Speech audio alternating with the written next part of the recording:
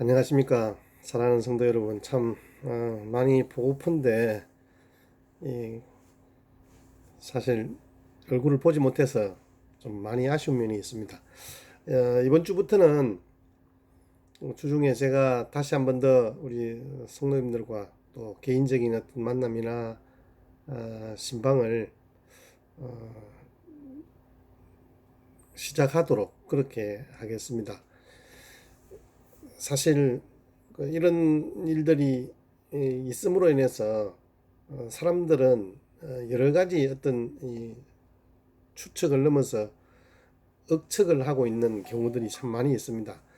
예배에 대한 곡해된 어떤 일들 때문에 교회들이 괜한 오해를 사고 있는 것 같아서 마음이 아프기도 합니다. 그렇지만 또 이런 기회를 통해서 하나님께서 우리에게 함께 또 개인적으로 교제하고 고민하고 또 어떤 일들을 새롭게 시작할 수 있는 그런 계기를 주신 것 같아서 참 감사하기도 합니다. 오늘은 우리가 이제 사순절이 이미 시작된 지 3주가 다 됐는데 주님의 그 십자가와 그 십자가의 제물로 삼으신 아들 예수 그리스도를 죽게 하시는 그 아버지의 마음을 같이 함께 묵상하면서 한 주간을 하나님의 그 크신 사랑 안에 거하는 복된 걸음 되셨으면 참 좋겠습니다. 오늘 설교 제목은 아픈 사랑입니다. 아픈 사랑. 로마서 5장 8절 말씀으로 우리 같이 함께 생각해 보겠습니다. 다 같이 찾으신 줄 알고 제가 봉독해 드리겠습니다. 우리가 아직 죄인 되었을 때에 그리스도께서 우리를 위하여 죽으심으로 하나님께서 우리에 대한 자기의 사랑을 확정하셨느니라. 아멘. 태평양 연안의 동갈돔과에 속하는 바다고기가 있습니다. 이 어종은 암놈이 일단 알을 낳으면 순놈이 그 알을 입에 담아서 부화시키는 거예요. 입에 알이 담겨 있으니까 알을 담고 있는 동안 수컷은 사실은 아무것도 먹을 수가 없잖아요. 그러니까 새끼인 그 알을 먹을 수도 없는 거고. 그러니까 점점 쇠약해지고 급기야 알들이 부화하는 시점에는 기력을 다 잃어서 죽고 맙니다. 순놈은 그런 죽음이 두려우면 입안에 있는 알들을 아마 그냥 뱉으면 그만이지 않겠습니까? 하지만 이 순놈은 죽음을 뛰어넘는 사랑을 선택합니다. 이 땅에 아버지란 이름으로 수많은 사람들이 살아갑니다. 누구 하나 위로해 주지 않는 그 무거운 자리. 그러고 보니까 아버지의 어깨를 단 한 번도 따뜻하게 안아준 적이 없는 것 같습니다. 그러다가 아버지가 참 여러 가지 힘들고 어려워서 집에 혼자 계시면서 고집을 부리실 때 제가 한번 이렇게 에, 뒤에서 안은 적이 있습니다. 제가 버쩍 드는데 무게가 40kg 정도밖에 안 되는 거예요. 제가 참 많이 그때 마음이 굉장히 놀랐습니다. 아버지가 참 그동안 얼마나 힘드셨을까라는 그런 생각도 있고 그랬었습니다. 옛 소련의 철학자이자 영화 감독이었던 안드레이 타르콥스키라는 분이 계십니다. 그분이 영화를 제작하면서 이런 이야기를 합니다. 이 세상이 살만하다면 그건 누군가의 희생으로 그렇게 된 것이다. 우리가 지금 이렇게 산 것은 우리 먼저 앞섰던 우리 부모님, 우리 아버지 때문이 아닐까요? 등굽은 아버지의 어깨가 유난히 왜소하게 느껴질 때 우리는 슬픔에 앞서서 그 아버지의 무심히 하나님을 닮은 깊은 사랑인 것을 알게 됩니다. 오늘 성경에서 말하는 십자가가 그렇습니다. 십자가의 아들을 내어주신 아버지 하나님이 그렇습니다. 그래서 그 십자가가 하나님께서 우리를 사랑하시는 확실한 증거, 확증이라고 그렇게 말씀하십니다. 하나님은 그냥 내가 너를 사랑한다라고만 말씀하지 않고 우리에게 십자가를 통하여 하나님이 우리를 얼마나 사랑하셨는지 나타내 보여주고 있는 거죠. 오늘 이 시간에 하나님의 음성을 듣고 잃어버렸던 눈물과 감격을 회복할 수 있는 은혜가 넘쳐나시기를 주의 이름으로 축복합니다. 첫 번째로 우리가 생각해야 하는 것은 오늘 말씀에 우리가 아직 죄인 되었을 때에 그리스도께서 우리를 위하여 죽으심으로 하나님께서 우리에 대한 자기의 사랑을 확증하셨느니라 그랬잖아요. 예수님이 죽으신 그 십자가는 죄인을 향한, 즉 우리를 향한 하나님 아버지의 아픈 사랑이었다라는 거예요. 아픈 사랑이었다. 그리스도께서 우리를 위해서 죽으셨잖아요. 그것도 우리가 아직 죄인 되었을 때 죽었습니다. 내가 착한 일을 해서 내가 의인이 되어서가 아니에요. 그리스도의 죽으심은 바로 하나님 아버지가 죄인인 우리를 사랑하셨기 때문에 예수님이 죽으신 거예요. 하나님 아버지는 죄인인 우리를 위해서 자기 아들을 죽이신 거예요. 그리고 그 죽이심을 통해서 우리를 향한 하나님의 사랑을 확증하신 거예요. 죄인인 우리를 사랑하셔서 독생자를 죽이신 것, 바로 우리를 향한 아버지의 사랑이죠. 여기에서 하나님 사랑에 대해서 우리가 아직 죄인 되었을 때에 그리스도께서 우리를 위하여 죽으심이다 이렇게 말하고 있잖아요. 죄인을 위해서 대신 죽으신 사랑, 그게 바로 아버지가 아들을 죽이시는 그 사랑이죠. 여기서 죄인은 그냥 나쁜 짓을 한 죄인이 아니에요. 그냥 뭐 도둑질 한 번 한 거 그거 아니에요. 하나님께 대들고 오히려 우리가 하나님의 따귀를 때린 거예요. 그런 모욕을 준 그런 원수 같은 죄인을 말해요. 그런 자를 용서해 주신 정도가 아니라 정말로 그런 자를 위해서 대신 죽으신 거잖아요. 세상에서 이런 사랑을 찾기 어려워요. 가끔 다른 사람을 위해서 희생한 사람의 이야기가 전해지기도 합니다. 그런데 하나님의 사랑은 사람이 다른 사람을 대신하여서 죽은 이야기가 아니잖아요. 신이 인간을 위해서 죽은 사랑이에요. 결이 달라요. 질이 달라요. 세상에서 제일 비싼 도자기가 여러분 혹시 아세요? 101억 원이나 한대요. 101억 원. 그냥 1억 원 아니고 101억 원. 근데 여러분 이 도자기에 물을 따라 먹는다면 아마 우리 손이 떨리지 않겠습니까?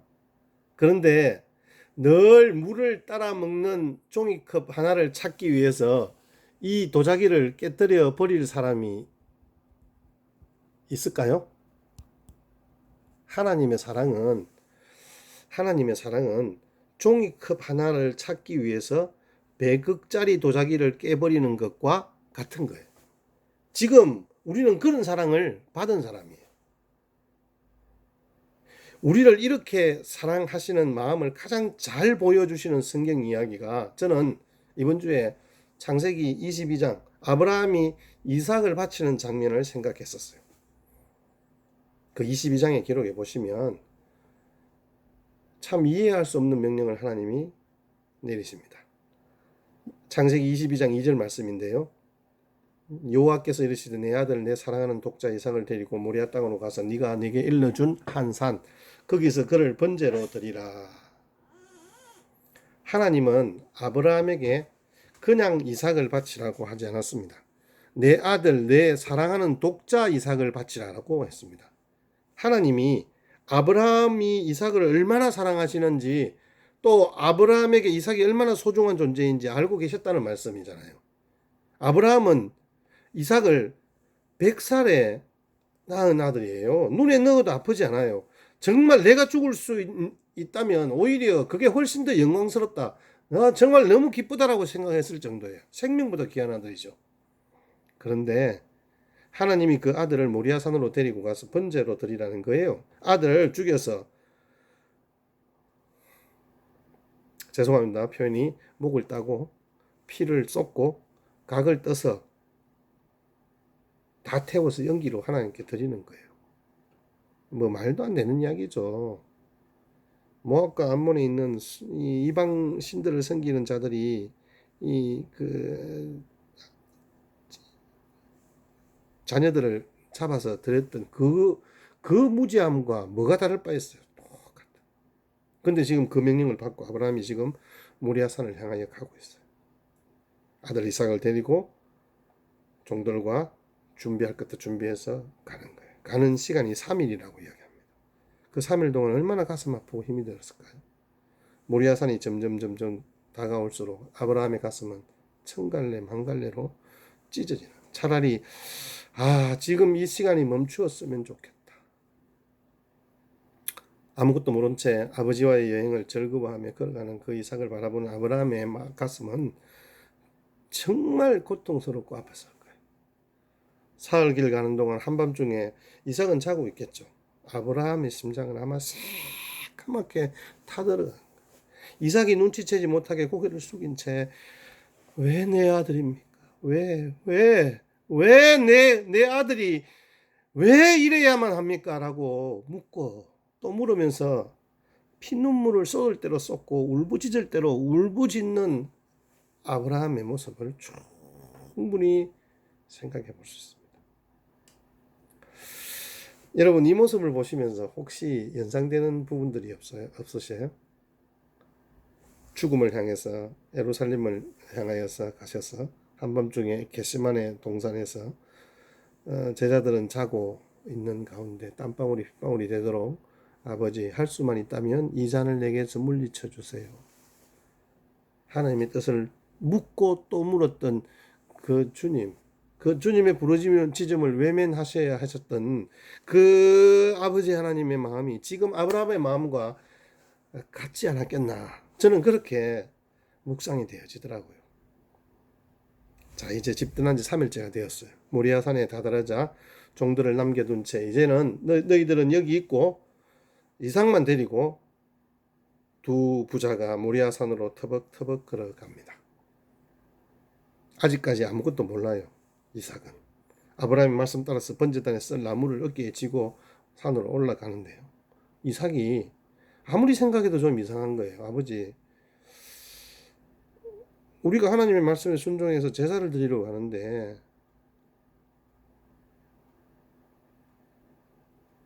불과 나무는 있는데 번제할 어린 양은 어디 있나요? 어디 있어요?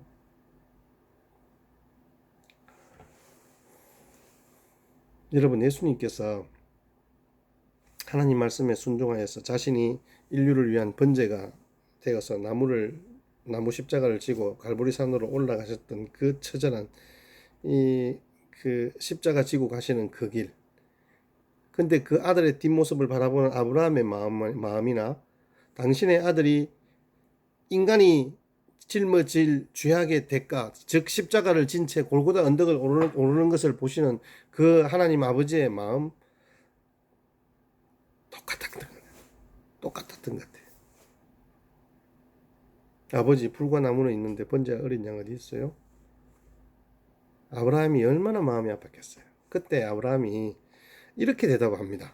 22장 8절인데요. 아브라함이 이런데 내 아들아, 번제할 어린 양은 하나님이 자기를 위해서 친히 준비하시리라. 사실은 아브라함의 기대죠. 아브라함의 소망이죠. 그냥 하나님이 친히 준비해 주시고 이 일은 막 없었던 것처럼 물리셨으면 딱 좋겠는데, 그런데요, 문제가 하나님은 반응이 없으신 거예요. 그냥 그대로 아들을 번제물로 바치라는 그 명령이 유효한 거예요. 산 정상에 도달했는데 불구하고 아브라함은 혹여나 하는 마음으로 하나님의 특별하신 방법으로 해결해 주실 것을 기대했는데, 하나님은 아들을 빨리 바치라는 듯이 아무 말씀도 없고 기다리고 계시는 거예요. 여전히 그 명령에 순종하는 것을 보고자 하는 그런 자신의 모습을 보고 계시는 그 하나님의 기운만 느껴지는 거예요. 이게 하나님의 방법인가? 분명히 내한테 하나님께서 약속의 후사는 이삭이 그 대안이라고 하셨는데, 그럼 도대체 지금의 이 상황은 뭐지? 지금까지 만난 하나님은 뭐란 말이지? 아니, 내 눈에 넣어도 아프지 않을 내 자식 이삭을 어떻게 제물로 잡을 수 있단 말인가? 차라리 나를 바치라고 했으면 좋으련만 이삭 대신 나를 데려가셨으면. 이런 수만 가지 생각이 스쳐갑니다. 근데 모두 아브라함의 자기 생각일 뿐이죠. 아브라함이 이삭을 결박할 때도 또 아브라함이 이삭을 제단에 올려놓았을 때도 하나님은 아무 반응이 없으세요.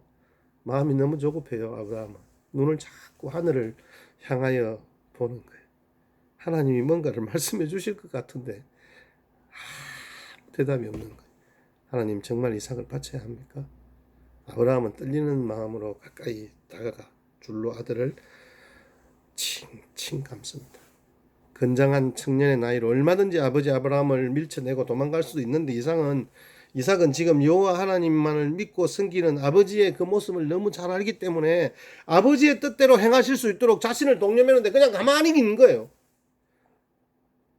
아버지는 이 녀석 이삭아, 나는 늙었다.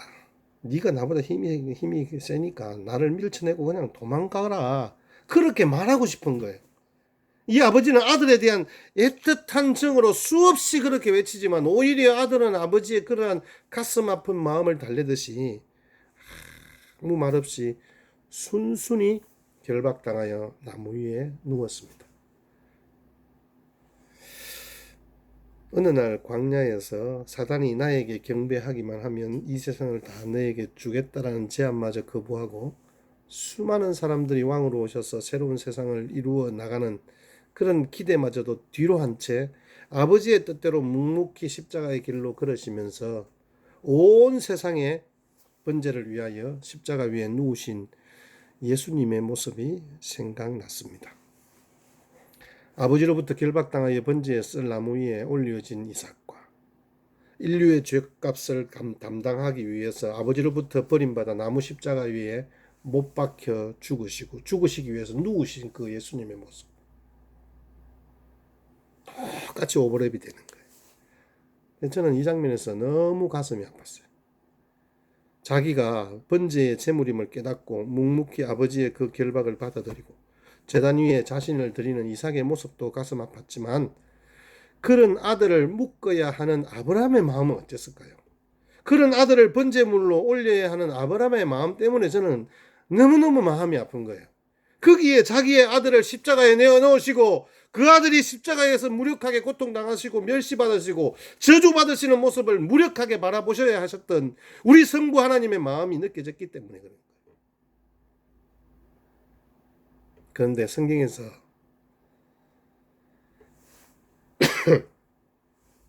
이와 같은 동일한 사건이 동일한 장소에서 일어난 거 여러분 아시죠? 아브라함의 아들을 번제로 바치라고 하는 것이 아니라 하나님의 아들을 번제로 바치는 사건이 실제로 2년 뒤에 일어난 거예요. 하나님이 아브라함에게 지시하셔서 번제를 드리라고 한 산이 모리아산이잖아요. 후에 이 모리아산에 솔로몬의 성전이 지어집니다. 성경에 나오는 예루살렘, 여부스, 모리아,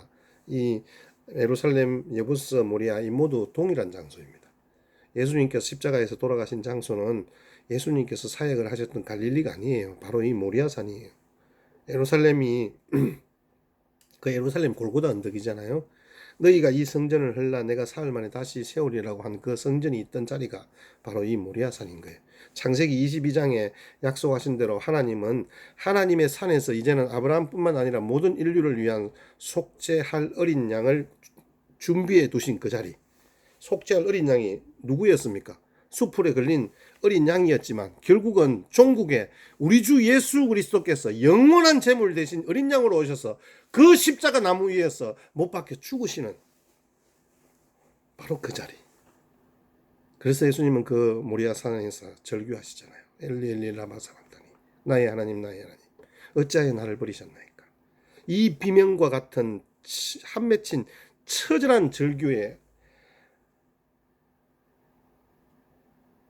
부르짖음 앞에 하나님은 반응하지 않아요. 그냥 듣고만 계시는 거예요. 분명히 하나님께서도 그랬잖아요. 하늘로부터 소리가 있어 말씀하시되 이는 내 사랑하는 아들이여 내 기뻐하는 자라 말씀하셨잖아요. 하나님은 분명히 예수님을 향하여서 지목하여 이는 내 사랑하는 아들이요 내 기뻐하는 자라 말씀하셨어요. 그 사랑하는 아들을 번제로 모리아산 언덕에서 십자가에 죽도록 내버려 두신 거예요. 사랑하는 아들이 외치는 그 절규를 온몸으로 참아내시며 외면하신 거예요. 왜 이렇게 하셨을까? 오늘 말씀에 우리가 아직 죄인 되었을 때에 그리스도께서 우리를 위하여 죽으심으로 하나님께서 우리에 대한 자기의 사랑을 확정하셨느니라 라고 말씀하고 있습니다. 답이 명확합니다. 하늘을 두루마리 삼고 바다를 먹물 삼아도 다 기록할 수 없는 그 아버지 하나님의 사랑, 말할 수 없고 그 풍부한, 표현 못해서 비밀이 되어버린 우리 가슴 속에 있는 귀한 비밀이고 우리 마음 속에 새겨진 그 기쁨, 바로 하나님의 사랑이죠. 측량할 수 없는 우리를 향한 하나님의 사랑이 그 의문을 해결해 주는 유일한 답인 것입니다. 자기 아들을 아끼지 아니하실 만큼 우리를 사랑하셨기 때문에 우리를 살리시기 위해서 하나님은 당신의 아들인 예수 그리스도를 죽여야 했습니다. 그리스도께서 우리를 위하여 죽으신 것은 우리를 향하신 하나님의 사랑을 확정해서 보여주신 사건이다라고 오늘 말씀에 분명히 이야기하잖아요. 그래서 우리는 성경을 우리를 향한 위대하신 하나님의 러브 스토리로 보는 이유가 바로 여기에 있는 거예요. 내 눈앞에서 내 아들이 죽어가면서 아버지 저를 살려주세요라고 피를 토하며 절규하는데 내가 그 아들을 구할 수 없는 먼 거리에 있거나 아마 그런 상황이 되어졌다면 눈을 감았을 거예요. 아들이 처절하게 죽어가는 그 상황 속에서 어떻게 두 눈 멀쩡히 뜨고 볼 수 있겠어요? 예수님께서 그런 절규를 하실 때 갑자기 해가 빛을 잃고 3시간 동안 땅에 어둠이 임했다라고 말하고 있어요. 저는 그 시간을 하나님이 눈을 감으셨다라고 믿고 있습니다. 가시고기는 물이 맑은 하천에 물풀이 많은 곳에서 살고 있습니다. 번식기가 되면 수초줄기와 잎으로 집을 만들고 암컷은 그냥 떠나버립니다. 암컷이 그곳에 알을 놓고 떠나버립니다. 수컷이 알을 지키면서 다른 암컷이 다가오면 막 쫓아버리고 가슴 찢는 어머니로 계속 움직여서 그 집에 산소를 공급하고 지키잖아요. 근데 둥지를 떠날 즈음에는 수컷은 탈진 상태가 되어서 죽습니다. 백혈병에 걸린 아들을 살리기 위해서 아버지의 눈물겨운 부승회를 그린 이 조창인의 장편소설 가시고기를 비유해서 부승에 강한 가시고기를 모델로 하여서 우리의 가정에 늘 침묵 속에 놓여있는 그 아버지의 사랑과 희생을 주제로 우리가 꿈꾸는 영원한 아버지의 상을 그려내고 있는 거예요. 나중에 실제로 이제 그 소설에서 아버지가 백혈병에 걸린 아들의 그 골수이식을 위해서 자기의 신장을 팔려다가 자기가 가난 말기인 것을 알게 된 거예요. 자신의 각막을 팔아서 아들 골수이식비를 겨우 마련합니다. 죽음의 그림자가 다가왔을 때 아들에게 아픔을 주지 않기 위해서 이혼한 아내에게 그 아들을 보내는 거예요. 이게 가시고기의 장편소설 가시고기의 줄거리입니다. 내용이 뭐예요? 결국 자기의 가장 귀한 것, 자기의 가장 소중한 전부를 내어놓으셔서 우리를 살리신 그 사랑이 바로 우리 아버지 하나님의 사랑이지 않나.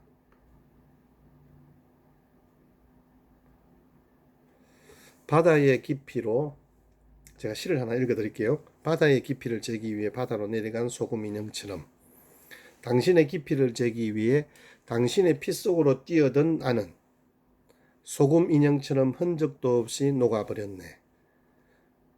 류시와 씨의 시 소금 인형의 전문입니다.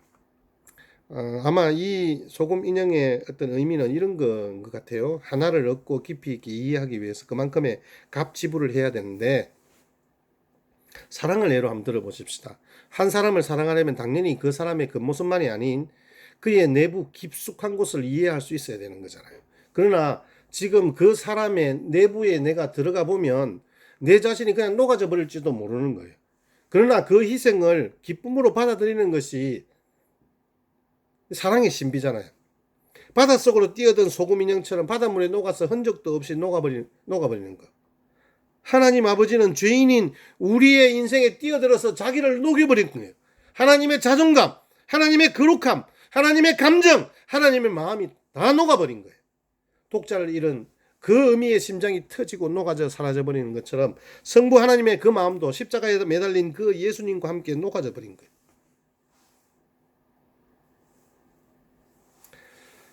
그리고 사랑하시는 아들이 십자가에서 운명하셨을 때 정말 아버지의 마음이 이렇게 찢겨졌다라고 하는 아버지의 마음을 잘 표현한 성경 구절이, 성경의 내용이 성전의 휘장이 찢겨졌다고 말씀하고 있잖아요.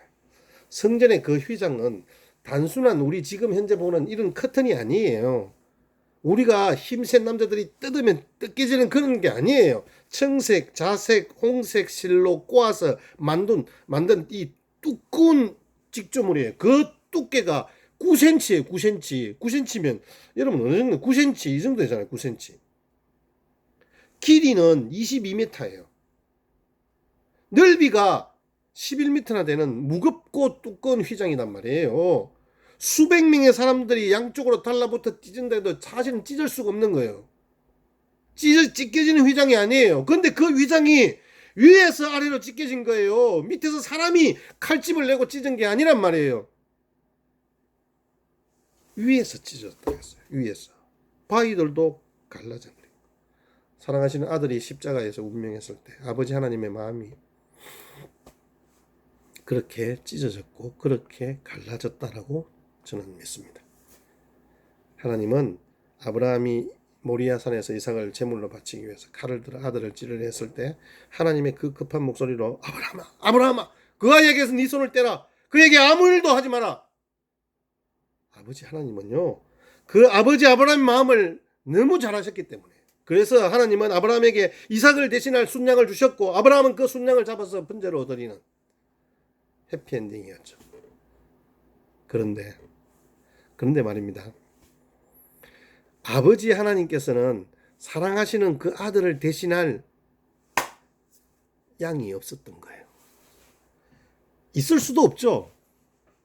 예수님 자신이 세상죄를 지고 가는 어린 양이었기 때문에 그렇습니다. 아브라함은 숲속에서 순양을 잡아서 죽였지만 하나님은 친히 사랑하시는 그 아들을 그냥 죽이신 거예요.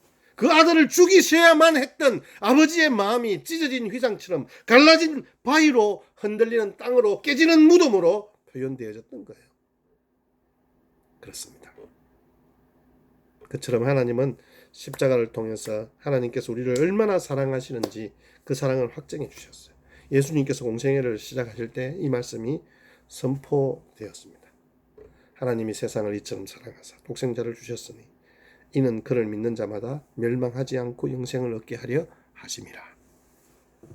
공생의 마지막 날 그 사랑은 이 말씀처럼 십자가에서 확정되어졌습니다. 그 확정된 본문이 오늘 본문이었잖아요.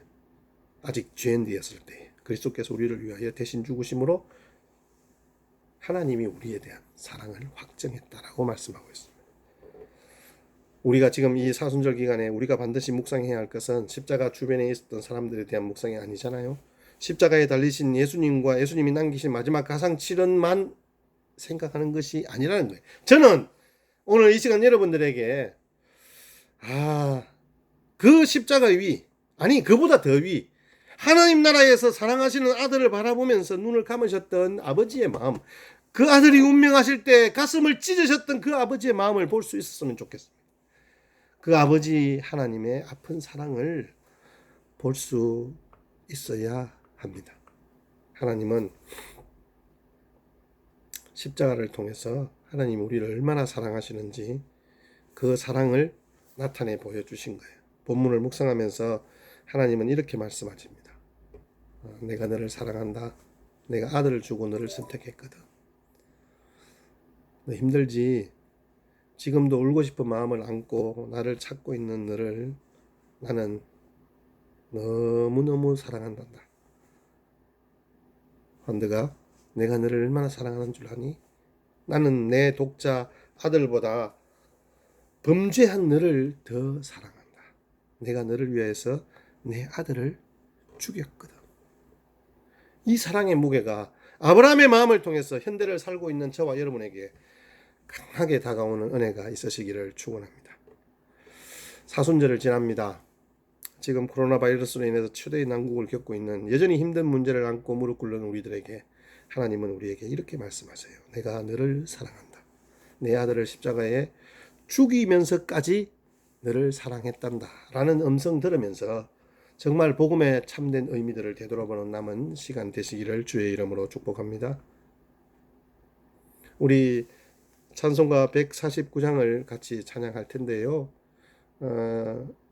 말씀을 마치고 우리 같이 이제 찬송으로 같이 함께 고백하면서 주 달려 죽은 십자가 생각할 때 내가 정말 얼마나 주님이 나를 사랑하셨는지는 이미 우리가 확인했잖아요. 그러면 이 십자가를 통하여서 이 십자가를 생각할 때마다 나 같은 것을 하나님이 왜 그렇게 사랑하셨습니까? 라고 감격하고 감사할 수 있는 그런 은혜가 우리 가운데서 흘러넘쳤으면 좋겠어요. 그래서 여러분들에게 감히 도전합니다. 하나님 아버지의 그 마음을 알아서 우리가 서 있는 이 자리, 주님이 내게 부어주신 그 십자가의 사랑, 아버지 하나님의 그 마음을 지키는 자리가 되었으면 좋겠어요. 요한일서 4장 10절에서 12절 말씀입니다. 사랑은 여기 있으니 우리가 하나님을 사랑한 것이 아니요 하나님이 우리를 사랑하사 우리 죄를 속하기 위하여 화목제물로 그 아들을 보내셨습니다. 사랑하는 자들아, 하나님이 이같이 우리를 사랑하셨은즉 우리도 서로 사랑하는 것이 마땅하도다. 하나님이 우리를 사랑한 것이 아니 우리가 하나님을 사랑한 것이 아니에요. 하나님이 먼저 우리를 사랑하셨대. 그래서 우리 죄를 위하여 화목제물로 아들을 보내셨습니다. 이런 사랑을 받은 우리가 마땅히 해야 할 것이 있다고 하십니다. 그것은 바로 우리도 서로 사랑하라는 것입니다. 그 사랑의 자리를 지키라는 것입니다. 우리가 부른 찬송가 가사의 내용처럼 주님의 그 십자가 사랑을 알아서 몸으로 제물 드린 믿음의 동력자를 오늘 동영상을 통해서 소개합니다. 그런 진짜 사랑, 그런 가슴 아픈 사랑을 보여주고 떠났던 한 선교사님을 영상으로 소개합니다. 지난 12월에 사실은 여러분들에게 한번 보여드린 거예요. 근데 이게 의미와 적용이 좀 달라요. 아픈 만큼 사랑한다라는 제목으로 일전에 KBS 방송국에서 방영되었던 적이 있는 다큐입니다. 그것을 편집해서 5분 영상으로 여러분들에게 각 목장별로 제가 영상을 배부했습니다. 여러분이 꼭 함께 보시고 정말 우리가 주님의 그 십자가 사랑을 지키는 자리가 어떠해야 함을 함께 누리고 함께 생각하고 함께 실천해가는 그런 믿음의 자리가 되었으면 좋겠습니다. 여기에 등장하는 박누가 선교사님은 필리핀의 오지인 그 피나투보 지역에서 의료 선교 사역을 감당했던 그런 분입니다. 사실은 지난해 피나투보 지역이 화재로 인해서 많은 어려움을 겪었죠. 그 후임으로 지금 일하고 있는 조카 그 자매도 지금 굉장히 교회가 어려움을 겪고 있다라고 합니다. 유튜브 영상도 여러분들에게 설교 원고를 보시면 거기에 3분짜리와 50분짜리 다큐가 있습니다. 여러분들이 클릭만 하시면 그 유튜브로 연결이 되어질 것입니다. 영상을 보시고 말씀을 정리하겠습니다. 영상은 따로 첨부된 걸 여러분 보시기를 바라고요. 말씀을 정리합니다. 오늘 말씀 제목은 아픈 사랑이잖아요. 하나님 아버지의 가슴 아픈 그 마음과 그 사랑, 누구를 위한 사랑인가? 하나님은 우리를 사랑하셨잖아요. 하나님은 우리의 아버지로 죄인된 모습 그대로 품어주셨어요. 하나님은 우리를 자녀 삼기 위해서 독생자 예수님을 십자가에서 죽게 하셨어요. 그 은혜와 사랑을 우리는 어떻게 해야 할까요? 아버지 하나님의 그 아픈 사랑을 어떻게 가슴 시리도록 기억하며 살 수 있을까요? 주님은 오늘도 그 십자가 사랑으로 인하여서 이제 감격하며 사랑 안에서 새로운 삶을 살기를 기대하시는 거예요. 이 시간 주님의 사랑으로 잃어버린 그런 눈물과 감격을 회복할 수 있는 저와 여러분 되시기를 주의 이름으로 축복합니다. 여러분 정말 이런 사랑을 본 적이 있습니까? 자신의 독생자 예수 그리스도를 십자가에서 죽인 사랑, 아낌없이 주는 나무처럼 자신의 모든 것을 다 준 사랑, 심지어 당신이 하나님임에도 불구하고 하나님 됨을 포기하면서까지 우리를 사랑해 주신 그 사랑. 십자가 사랑은 하나님 자신이 죽으신 거예요. 하나님 자신이 모든 것을 잃고 모든 것을 포기한 거예요. 나를 죄와 저주, 사단과 지옥 권세, 영원한 멸망에서 살리시기 위해서 하나님 자신의 모든 것을 희생한 사랑인 거예요. 당신을 향한 하나님의 사랑은 언제나 신실하고 영원합니다. 그래서 그 사랑을 아가페라고 합니다. 우리 가족들에게 혹시 이 영상을 보시는 다른 분들에게 한번 여러분 보시고 우리 그렇게 서로 묻고 답하셨으면 좋겠습니다. 예수 그리스도를 믿습니까? 아멘이십니까? 그렇다면 하나님의 사랑이 당신의 죄를 용서하여 주셨습니다. 우리 같이 한번 받아가겠습니다. 하나님의 사랑이 당신의 죄를 용서하여 주셨습니다. 우리 같이 기도하겠습니다. 주님의 은혜와 사랑을 감사합니다. 하나님께서 우리를 품으시고 우리는 도저히 용서받을 수 없는 죄인인 것을 아는데 나 위하여 아들 예수님을 그 십자가 위에서 죽이시고 영원한 번제할 어린 양으로 주셨던 아버지 하나님의 그 가슴 아픈 사랑을 기억하며 우리들도 동일하게 주님이 이 땅을 향하신 그 아름다운 사랑을 기억하며 사랑의 자리를 지키는 은혜가 있게 되기를 소원합니다. 어렵고 힘든 시간들을 지나가고 있는데 하나님이 각자의 마음에 주신 힘과 용기로 능히 이 시간들을 잘 극복할 수 있도록 주님 은혜 베풀어 주옵소서. 감사드리옵고 살아계신 우리 주 예수 그리스도의 이름으로 간절히 기도드립니다. 아멘.